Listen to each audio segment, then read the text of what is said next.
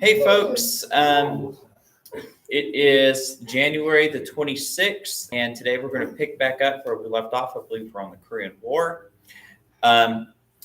So if you have not, for some reason, turned in the last assignment in the Google Classroom on the Iron Curtain, you need to do it now because that is a quiz grade, and it's better to get a reduced late grade than it is zero. We are going to have a multiple choice quiz over the material we've covered in January this month. It's going to be posted on Friday. This is a B week, so we're going to have class Friday, but I'm not going to post a lecture, but I will post your quiz. So make sure you log in and do that. Okay, so let me get our slide up to where we're at. Remember, these slides are posted in the Google Classroom under Cold War, so you can follow along as we move through it.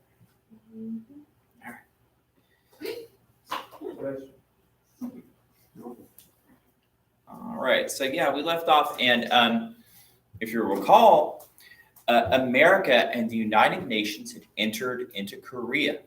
At first, to make sure that the country was stable, one half went to the North Koreans, the northern half, who wanted a communist government, and the southern half went to more of a modern democratic government in the south. The North invaded their southern neighbors. We got involved to stop this. China then retaliated and attacked us.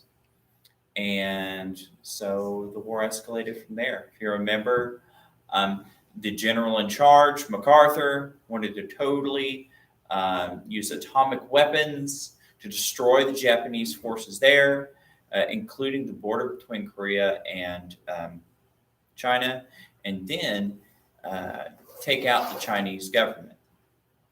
And Truman said, no, we're not going that far because we don't want World War III. All right, so here we have U.S. soldiers talking to South Koreans. At this time, South Korea was a very non-modern country. A lot of their people still lived in very, what you might call primitive villages. They did ancient forms of farming.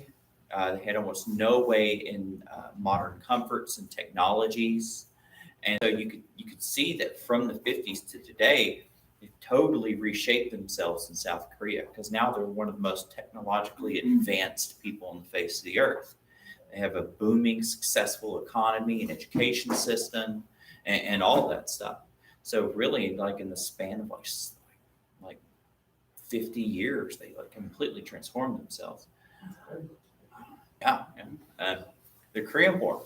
To avoid further conflict, Truman decided to abandon the reunification of Korea and end the conflict. He said, forget about making one Korea. We'll let it be two Koreas as long as we can stop the fighting. General MacArthur, who had already been told, no, you can't use atomic weapons, you can't have forces invade China and all this other stuff, is going to publicly criticize Truman. This is something you didn't do. You didn't just go out and publicly say bad things against the president. That kind of thing hadn't happened since the Civil War. And even back then, it was deeply frowned upon. Truman then fired the general for challenging his own commander-in-chief. Remember, the president is supposed to be in charge of all military forces. There's no general or admiral that's supposed to have higher rank than the president, as we want the people to be in charge of our weapons. During 2 years of peace negotiations, the conflict carried on, resulting in 125,000 U.S. and United Nations casualties. So that's dead and wounded combined. So we're trying to hammer out a peace treaty, but the fighting still goes on. By July 26th of 1953, the final ceasefire came into effect. As you see, it's not a peace treaty, it's a ceasefire. To this day, we've not had a peace treaty with North Korea. From a technical standpoint, we're still at war, but we have a ceasefire. We agree not to shoot at each other. And so fast forward 70 years later, and we're still in that same situation. I thought we did get a peace treaty with them because Donald Trump only had invited him over. That was a peace treaty. No, Or they was that talked like- about opening up relations, Oh. but yeah, they never Like the signed a idea, peace like, treaty. the idea of having them? Kinda, but the thing is, I think the North, like the Kims over there, they're dictators. I think that's one of the ways they stay in power is they keep their people in fear of a major war. And wasn't also like did he come over there to apologize because they did keep one of our people over there? Like, Oh yeah. Warm beer, yeah. He claims that he didn't know nothing about that. Yeah. Well, I remember they tortured the poor kid really badly. He Yeah, wound and up then he dying got to from it. hospital and he died. But yeah, I don't think they apologized for it. I didn't hear it. They might have, but I didn't hear about it. But yeah, sometimes they're off the radar, but sometimes they come back and we get pretty worried about them. So I don't know.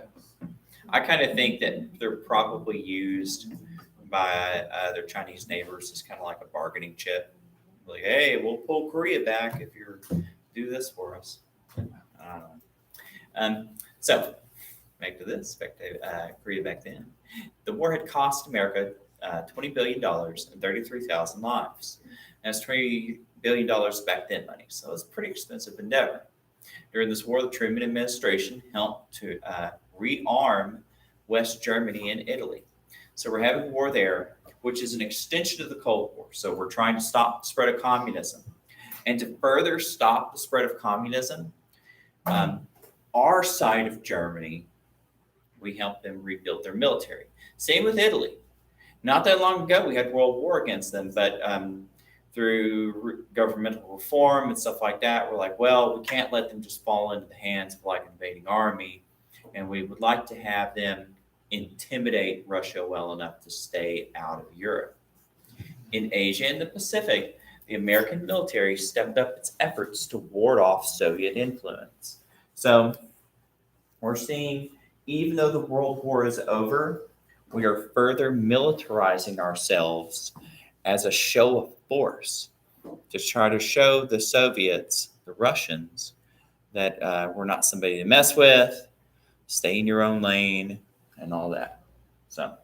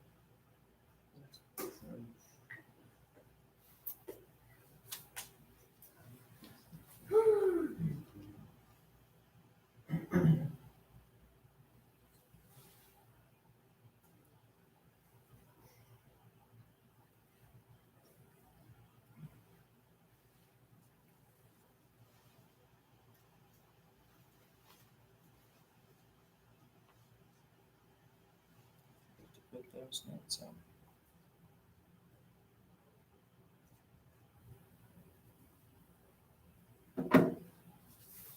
All right, let's move on to the next one. All right, so now the Cold War wasn't just something that we were engaging like overseas. It's something that we were also was making a lot of changes here at home in America. So we're going to see that Congress is going to get on board in trying to root out, are there any communists living in America, perhaps spying on or trying to change the hearts and minds of Americans? And we're going to find in some cases this is true, but in some cases it's more of a witch hunt, which is going to lead to innocent people getting hurt. So, the Red Scare, yes, another Red Scare. Domestically, the fight against communism was also ramped up following World War II. So, like there had been some Americans who were for socialism, if you remember, way back in the early 20th century. But there had also been a lot of worries about it as well because people heard about some of the bad things that were going on in Russia, um, things like that. And a lot of the times, socialists and communists were it wasn't just an economic thing, it also tied into personal liberty and religion and things like that, things that people did not want to lose. Um, in 1947, Truman enacted the Federal Employee Loyalty Program. Under the program, those who worked for the federal government could be fired on the grounds that they held disloyal feelings or actions to America. And so back then, it was understanding that the president and the U.S. government couldn't make laws about private businesses over who they hired and who they fired. They figured that was a local matter. That will change during the civil rights era. However, the president did have the power to make rules regarding federal employees. So it's like if you're not loyal to America, like if you're a communist, we're going to fire you. Like if you work for the post office or the FBI or something like that. So both supervisors and employees accused one another of being disloyal to the country, leading to over 3,000 being fired between 1947 and 1951. So you could have somebody who doesn't like their boss, and they could accuse their boss of saying bad things about the country and get your boss fired, or vice versa. Under this order, the accused had no right to confront their accusers or to refute evidence held against them. So you would know who accused you, what they accused you of. All you would know is you're fired. Across America, many began to fear the enemy within as stories of Soviet sympathizers ran rampant. So in popular literature and on the radio, people were hearing stories about communist spies living amongst them, perhaps doing things that would make the country unsafe, like weakening us like national security wise and stuff. So a lot of people were super worried about this thing, especially a generation of people who just got back from World War, or in many ways are afraid that the war was still going on in some ways. Let's see if I can post this on Google Classroom.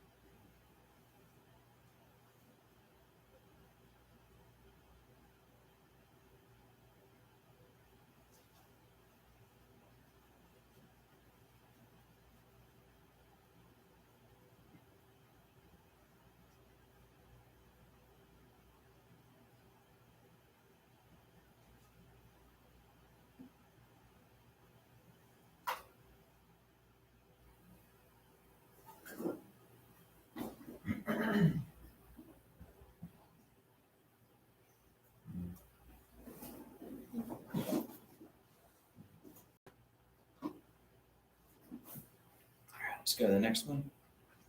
All right, so we're going to see more of this guy. This is a guy named Senator MacArthur, or McCarthy, and he's going to come up because of his actions. The phrase McCarthyism is going to come up. So McCarthy really made himself famous by bringing national attention the idea that there were people who were communist spies and communist sympathizers living in America looking to do things like weaken the government and national security. A lot of the times when he went up, he was grandstanding, however, which means you're up there and you're making a big speech about something to draw attention to yourself because you want the popularity. He was known for accusing a lot of people falsely, or at least based on very little evidence. But he was also known to help root out some actual communist sympathizers, including some who were inside the federal government. Let's see here. So, led by Wisconsin Senator Joseph McCarthy, the federal government intensified its efforts to root out communism from America. Much of the pressure to find these sympathizers was intensified by the FBI Director J. Edgar Hoover and the Attorney General, who claimed that disloyal communists were throughout all of America. So the Attorney General is kind of like the top prosecutor for the federal government, in a sense. And so the Federal Bureau of Investigation is... okay. So this is like a really big thing. So this is like, it's one of the things that as far as our federal government is really trying to stop, because everyone believes that a war with Russia is coming. They're very, very fearful of that. The Russians now have the atomic bomb. They have a very large army, and they have an ideology that is hostile to us. It's not just different, but communism, it has within its roots the need to destroy capitalist traditional society because it has a worldwide or a global end in mind. Because according to Marxist ideology, is that one of the end games of communism is to have a one world government where property is done away with, where it's like a super democracy, but it also does away with traditional things such as religion and the family unit and things of that nature. So to a lot of Americans, this was a very, very not good. McCarthy used the House Un-American Activities Committee as the main investigative body against suspected communists. So they would subpoena people, which means that they have to come before them. So if you're subpoenaed to court, you have to go to court. Now, sometimes you could do something like you could write a document that will act as a testimony, but usually it means you got to go to court. And so in this case, you have to go to Congress. So the House Un-American Activities Committee interrogated activists, government officials, educators, and activists. The HUAC, as it was also named, made major headlines when the president of the Screen Actors Guild, Ronald Reagan, testified that Hollywood was full of communists and many were creating pro-communist material. So this is a big deal. So Ronald Reagan was a pretty famous actor, and he was in charge of what's kind of like a union for actors. And he's like, hey, I know a lot of people in Hollywood, and a lot of them are communists who hate this country, and they're making films that are trying to teach people how bad we are. And so a lot of people were very worried about this because they had seen, like during World War II and afterwards, there was a lot of films that were made to kind of make you feel more patriotic, to make you want to like help out with the war effort and stuff like that. So the idea that this tool could become propaganda against the country, like made a lot of people very fearful, especially because like already Hollywood was very, like stars were very famous. They were very wealthy. They had a lot of influence. People really liked to listen to what they said. And like even people who don't really tune into the news, they figured could be very susceptible to these opinions. So it got people very worried. I think we're going to do 2 more after this and we'll be done. Yes. Yeah, go right ahead. So that's next then. Yeah, that will be a good starting point.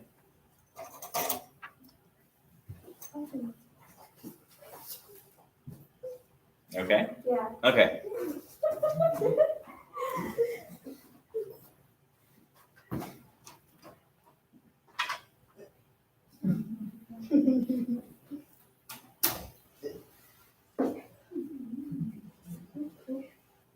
Yes.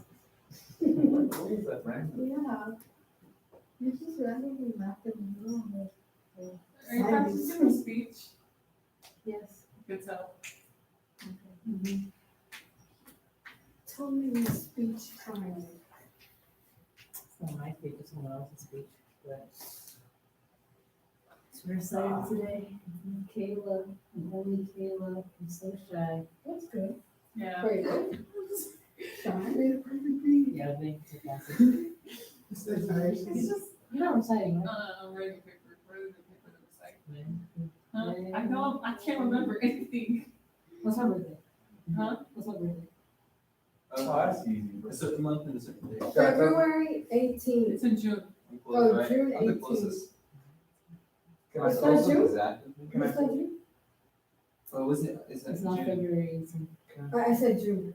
It's March. Is it? No. Is it October? No, it's not. Is it Wait, what? February? September. It's August. Really? August. in the same month. Isn't it?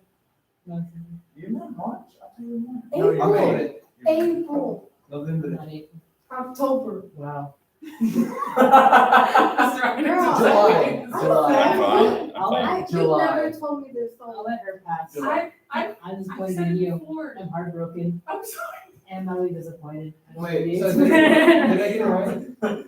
I've known you for like 9 years, but that's okay. Wait. Becca, tell me. Oh, you don't even know my own birthday. At least I know the month.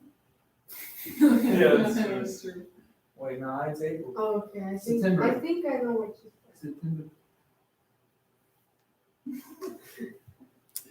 I think she can So catch go up on. when she comes back. All Oh, right, let's okay. go ahead and let's move on from there. All right, When she okay. comes back, we'll catch up with her. Hey, do y'all know who this is?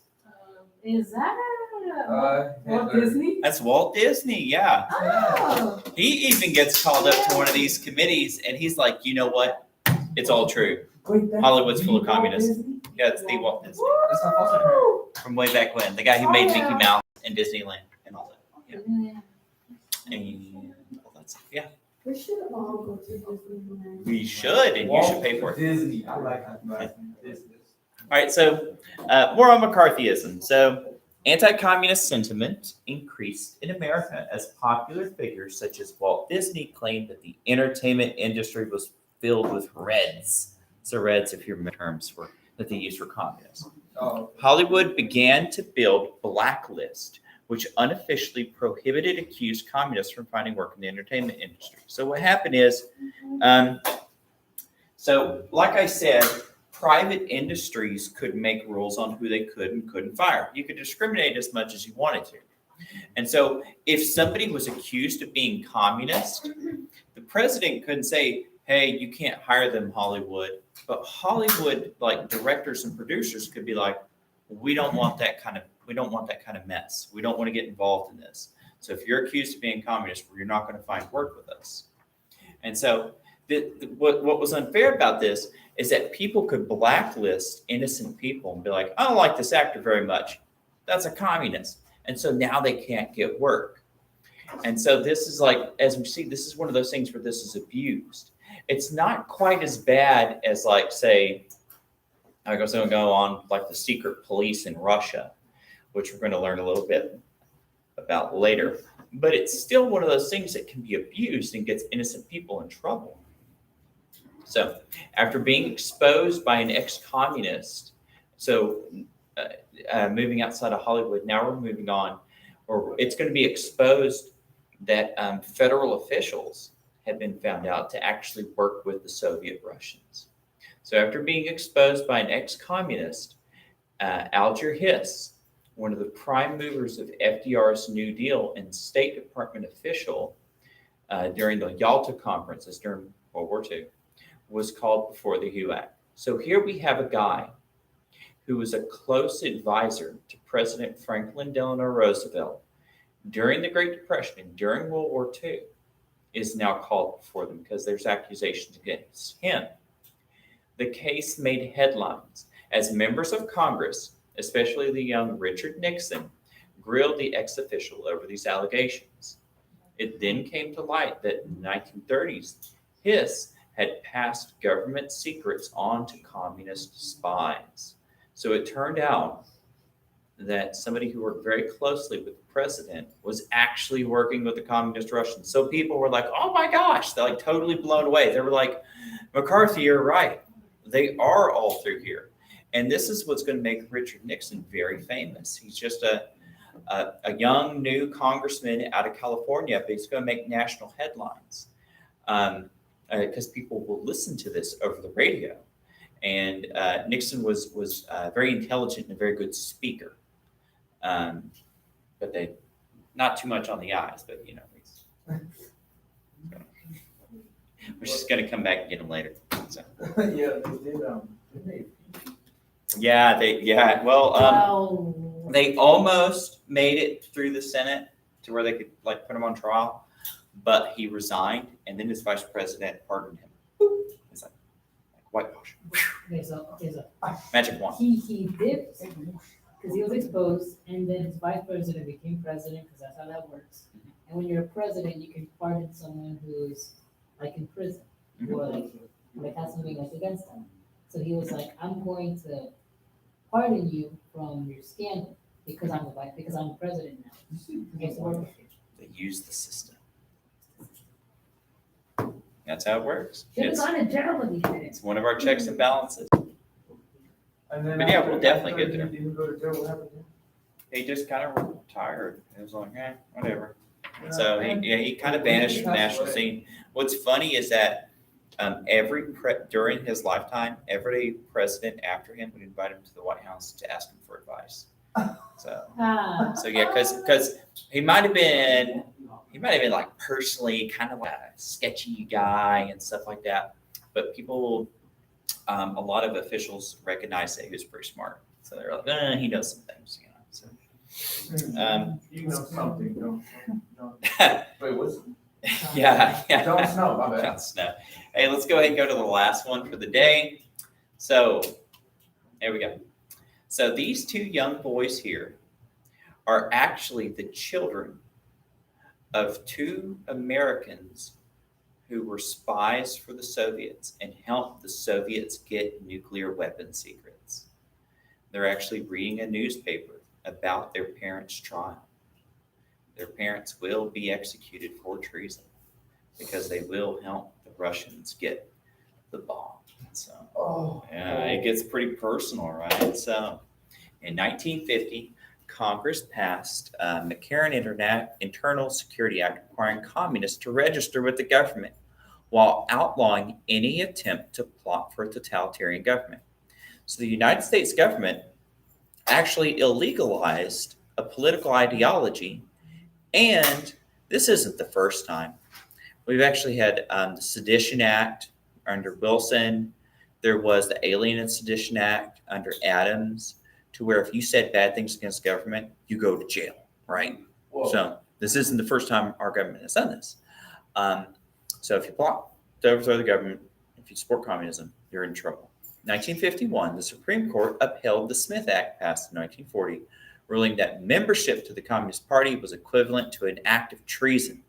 So the reason is because they said if people who are members of communist parties in other countries assassinate government officials and overthrow their government, therefore, if you're a member of a communist party, you probably want to assassinate us, and that's treason, and overthrow the government.